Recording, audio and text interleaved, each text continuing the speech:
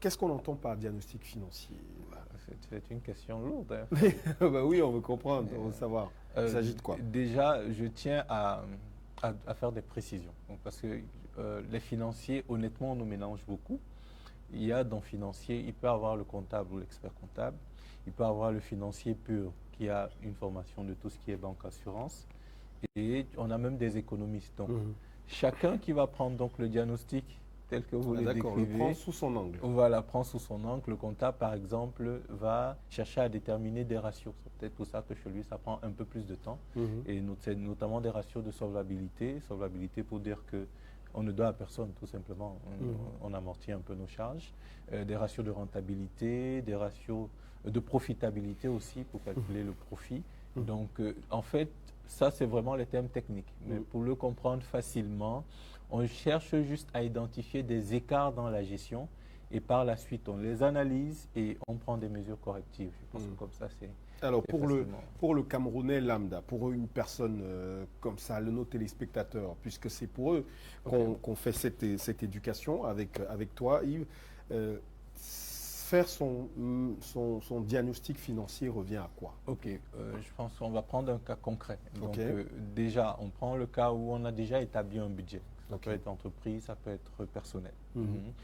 Dans ce budget, on décide d'acheter, je ne sais pas, le riz. On reste sur le budget alimentation. On achète du riz et dans notre budget prévisionnel, donc ce qu'on prévoit dépenser, c'est, je dis n'importe quoi, 5 000 francs. 5 000 francs. Mais sur le marché, on a effectivement dépensé 6 000 francs. Du coup, on a 1 000 francs supplémentaires. Alors, l'épreuve de diagnostic ici revient donc à analyser cette situation et se poser les questions. Donc, pourquoi j'ai dépensé 1 000 francs supplémentaires? Est-ce parce que j'avais fait une mauvaise évaluation du prix initial du produit ou est-ce parce que c'est le prix qui a augmenté sur le marché?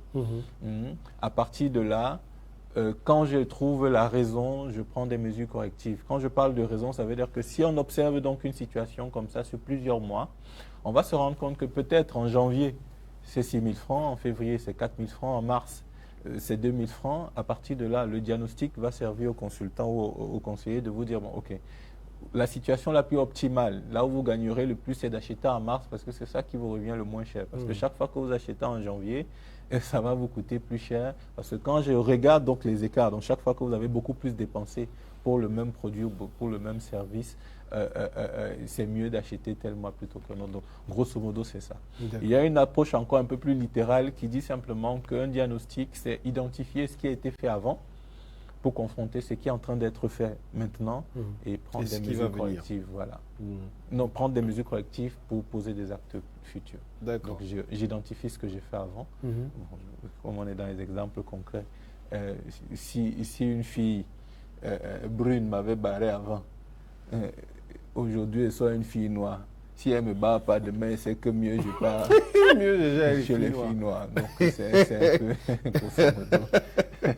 D'accord, les mesures correctives. On m'a demandé le Camerounais lambda. Oui, c'est ça. C'est mieux comme ça pour la compréhension de tous. Donc, faire son diagnostic financier, c'est important.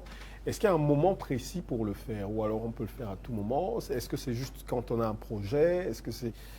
ou alors... je pense que la première nécessité avant le diagnostic, c'est constater même d'abord un état de mauvaise santé financière. Donc, ça veut dire que je crois que le déclic viendra de là.